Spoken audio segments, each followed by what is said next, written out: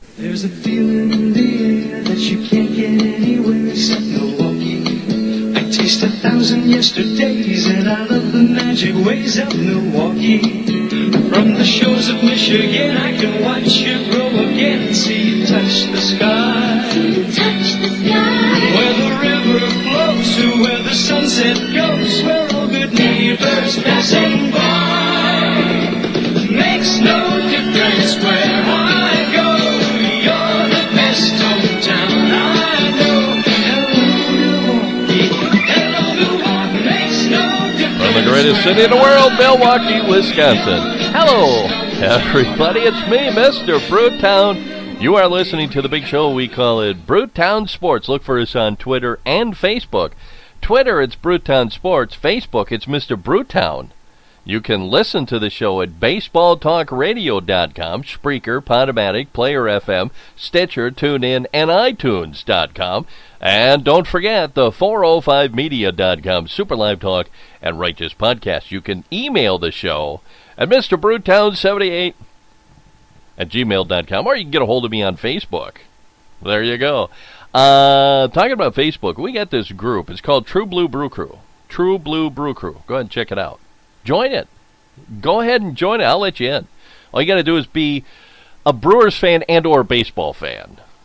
You know, if you join it and you say, well, I'm a Cardinals fan, we're not going to let you on. But if you join it and say, I'm a baseball fan, I want to know something about the Milwaukee Brewers, we'll let you on. We got a couple of polls up there. Go ahead and vote in a poll. One of them is, should the Brewers trade Jonathan LaCroix? So far, it looks like, and not by much, people are saying yes instead of no. I'm kind of surprised the amount of people that are saying no. We are rebuilding. The guy's going to be 31 years old, so he's not going to be part of the team 3-4 years from now. So let's just see if we can get something for him. Let's go ahead and move him. I'm all for that. And also the other day, Carlos Gomez, after the Brewers got done playing the Houston Astros, he kind of mentioned that he would love to come back to Milwaukee sometime in the future and finish out his career there. And we threw that up as a poll. Would you welcome Carlos Gomez back as a Milwaukee Brewer? And when I put that one up there, I kind of thought, because there are fans out there, for some reason, I've never been able to figure this out, that when a player gets traded by the team, not because the player said, get me out of here, I hate this town, I hate this team, I want nothing to do with these people, I never want to come back. For some reason, when the player gets traded by the team, there's fans that just dislike this guy for the rest of his career. And I always thought Carlos Gomez was, kind of a good guy. I mean, he made mistakes and, he frustrated us, but he always seemed to like Milwaukee and the fans. So overwhelmingly, people said yes. There were a couple of knuckleheads out there that said no, and then somebody actually wanted to know who's Carlos Gomez. So that's a person that I want to meet. So there you go. That's all part of the plugging. Because I try to plug something every show, and that's what I'm plugging right now. It's the True Blue Brew Crew on Facebook. Hey, how about your Milwaukee Brewers? A lot of people were kind of thinking, this team's going to get off to a bad start. They're not going to win anything. They might not even win 60 games this year. They're 3-4 on the season. They didn't start off easy either. I mean, when you start off against the Giants, then you have the Houston Astros. That's a pretty tough way to start off the season. And the Brewers being 3-4, that looks pretty good. And some bats are alive for the Milwaukee Brewers.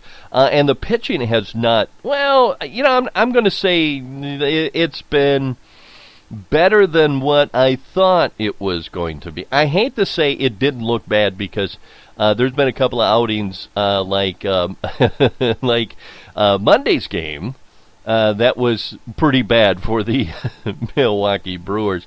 But offensively, hey, Rivera, the young shortstop, he's batting .429 on the Scooter Gennett, who seemed to be strictly a platoon player, that you could only play him against right-handed hitting. He has just erupted. He's batting .409. He's got 3 home runs and 3 RBI on the season. So he's off to a great start, and he's showing a little bit of power. He's got a good swing this year. So we're really excited about Scooter Gennett because he is one of the guys that they were kind of hoping would finally figure it all out and start doing something for the Milwaukee Brewers. Ryan Braun is batting .292 on the season. He has 1 home run and 3 RBIs. Neuenhuis, the new center fielder, he's batting .286 and a home run, so he's off to a decent start. Jonathan LaCroix is batting .273. He's yet to hit a home run. He's drawn a couple of walks. And he's got let me take a look at this. He's got 6 hits and 1 double. So, Jonathan LaCroix is just an even player. He really is. He isn't going to go really hot and then cold. So not a bad start for Jonathan LaCroix. Chris Carter is off to a good start, considering that this guy's just nothing but a home run hitter. He's batting .261 on the season. He already has 10 strikeouts, so that should be a little concerning for the Milwaukee Brewers. But, the fans never seem to really care about that if you take a look at the history of the Milwaukee Brewers. But he's got 3 home runs and 6 RBI. Villar, the other shortstop, is batting .250. Santana's not off to a good start. He's batting .231. Aaron Hill is batting .130, but we didn't expect Aaron Hill to come here and just take off offensively. So not a bad start for the Milwaukee Brewers. Scooter Gennett, like we said, is just killing the ball. It's like a beach ball to him, which is good because Scooter, like we said, is one of the guys that we're kind of looking at as, boy, I hope that guy puts it all together. And he seems to have done that.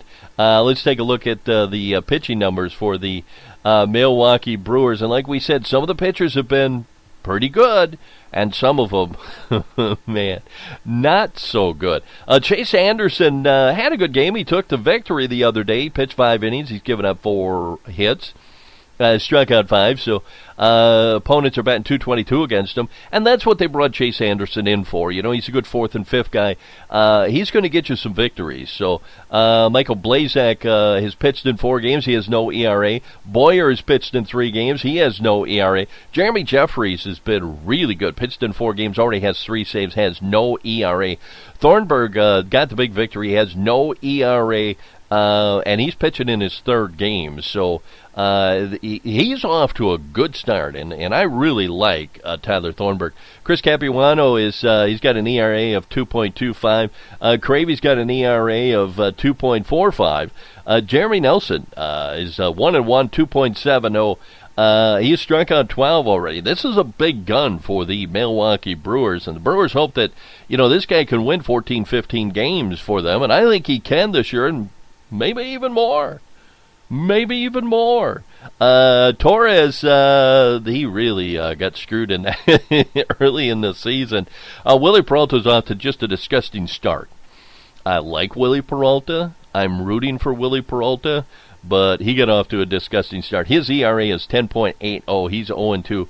Youngman is 0-1, 11.57. He got just shelled by the Cardinals. Pena, the guy who is self-destructed, his ERA doesn't matter.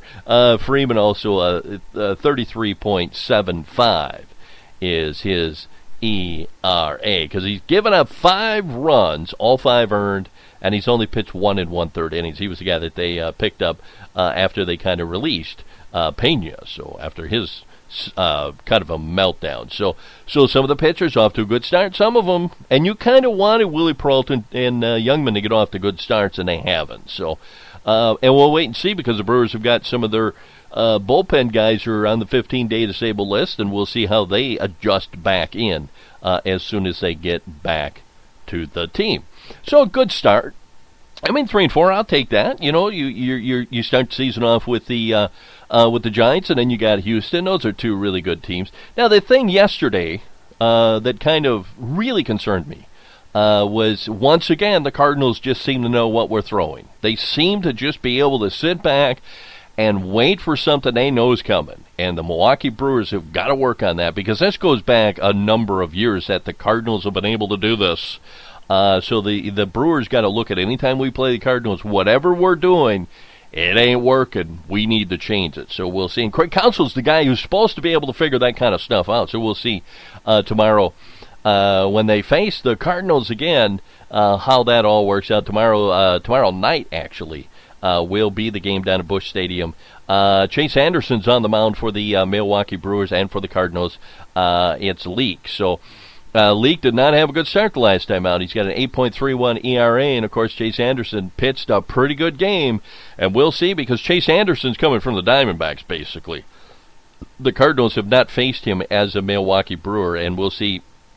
And if Chase Anderson just gets shelled, then my theory that the Cardinals just have the Brewers' pitching signals and pitch count. They got it down, boy. They got it down. So we'll see how all that works out. We're going to take a straight break, and when we come back, we're going to take a look at the standings as we stand today in Major League Baseball. We'll do that right after this break. You're listening to the big show. We call it Brewtownsports.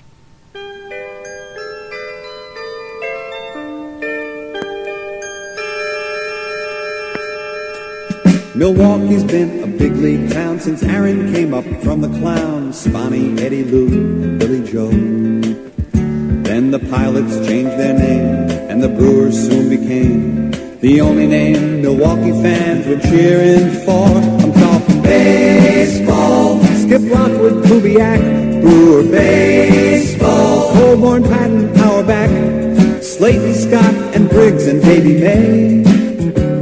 Harper shares a feat with Hank and Mays, talking baseball, Brewers all the way.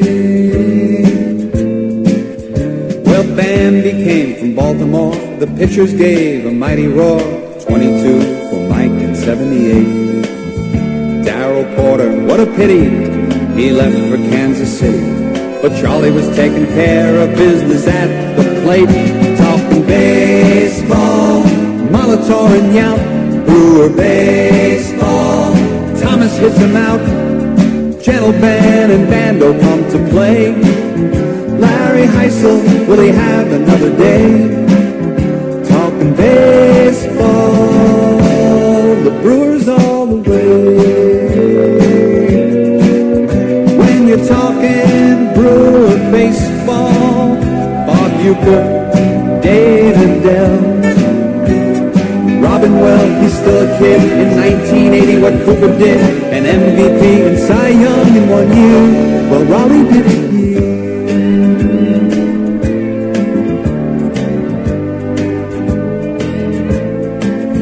They're in a tough division, but Buck, he has a mission to wind up in the Classic in the fall. New names join the old, another team unfolds.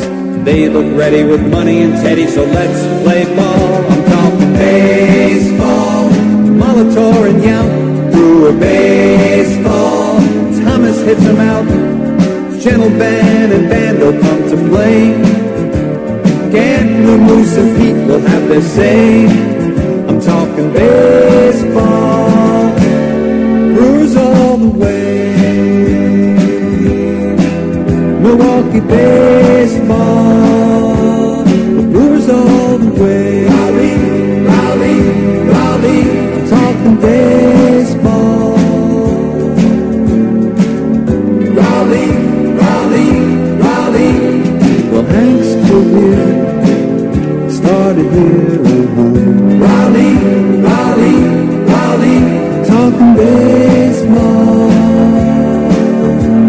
Milwaukee, Raleigh, Raleigh, Raleigh, your finger's the name you saved. And welcome back to the big show. We had a request for that song, and so I kind of went into the internet. I do that all the time. I just go in the internet, and I found it, and so there you go. Hey, great song, talking baseball, the Milwaukee Brewer baseball. You're listening to the big show we call the Brewtown Sports. Look for us on Twitter and Facebook. Twitter, it's Brewtown Sports. Facebook, it's Mr. Brewtown. You can listen to the show at baseballtalkradio.com, Spreaker, Podomatic, Player FM, Stitcher, TuneIn, and iTunes.com. And don't forget, we're also on the 405media.com, Super Live Talk, and Righteous Podcast. You can email the show at MrBrewtown78 at gmail.com. Let's take a look at the standings as we stand right now in Major League Baseball, in the American League East. It's all about the Baltimore Orioles. They're 6-0, and you know they did not do well during spring training. A lot of people say, "Oh, they're not going to do anything." They're off to a great start. So the teams that normally don't do well during spring training usually get off to a good start.